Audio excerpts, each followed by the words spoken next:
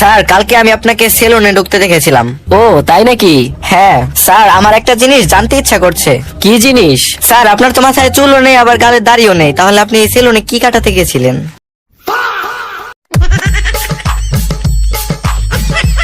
Sir আমাকে 500 টাকা ধার দেন।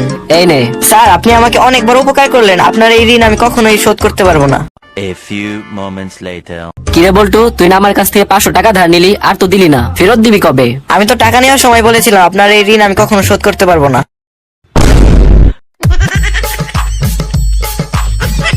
ডাক্তার সাহেব, প্রেসক্রিপশনের একদম উপরে যে ওষুধটা লিখেছেন সেটা কোথাও খুঁজে পাচ্ছি না। আরে ওইটা কোনো ওষুধ না, কলমে কালি ছিল না বলে উপরে একটু দাগিয়েছিলাম। দাগ দেওয়ার আর জায়গা পেলেন না, প্রেসক্রিপশনের উপরে দিতে হলো।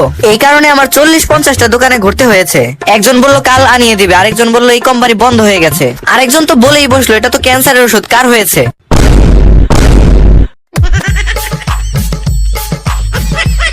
আচ্ছা মনে কর বল্টু, তোর কাছে 10 টাকা আছে, 10 টাকা থেকে কেউ একজন 2 টাকা নিয়ে গেল, এখন তোর কাছে কত টাকা থাকবে? 10 টাকা থাকে। 10 টাকা থাকে কিভাবে? 2 টাকা তো একজন নিয়ে গেল। আমার কাছ থেকে টাকা নিয়ে যাবে এটা আপনি কিভাবে ভাবলেন? আরে মনে কর তোর কাছ থেকে 2 টাকা কেউ জোর করে নিয়ে গেল, তাহলে কি থাকে? 10 টাকা আর একটা লাশ। আচ্ছা বল্টু বলতো, সব সাবানের অ্যাডভার্টাইজে শুধু মেয়েদেরই দেখানো হয় কেন? স্যার পৃথিবীর সব ময়লা তো ওদের শরীরেই থাকে, এজন্য ওদের দেখানো হয়। স্যার জানেন আজকে আমি একটা মেয়েকে ইফটিজিং এর হাত থেকে বাঁচিয়েছি। বাহ, অনেক ভালো কাজ করেছিস। কিভাবে বাঁচালি? নিজেকে কন্ট্রোল করে।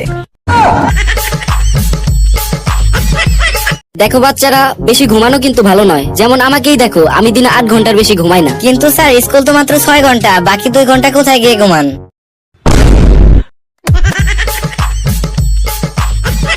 বল্টু বাবা যাও তো, আমার পাঞ্জাবিটা নিয়ে আসো। ওটা তো টুকরো টুকরো করে ফেলেছি।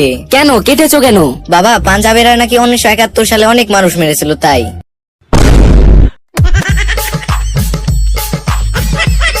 কি ব্যাপার বল্টু, তুমি ক্লাসে এসে ঘুমাও? ফাঁকিবাজ কোথাকার। কই স্যার, আমি তো ঘুমাইনি। ঘুমাওনি? ঠিক আছে। আচ্ছা এখন বানরের ইংরেজি কি বলো? স্যার বানরের ইংরেজি তো মান কি? আমার সামনে নকলবাজি হচ্ছে, জানি তো তুমি বই দেখে উত্তর দিয়েছো। কই স্যার, আমি তো বই দেখে উত্তর দেইনি, আমি তো আপনার মুখ দেখে উত্তর দিয়েছি।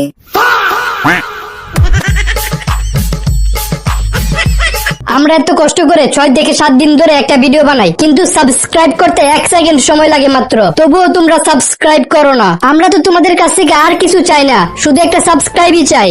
প্লিজ তোমরা সাবস্ক্রাইব করো, প্লিজ।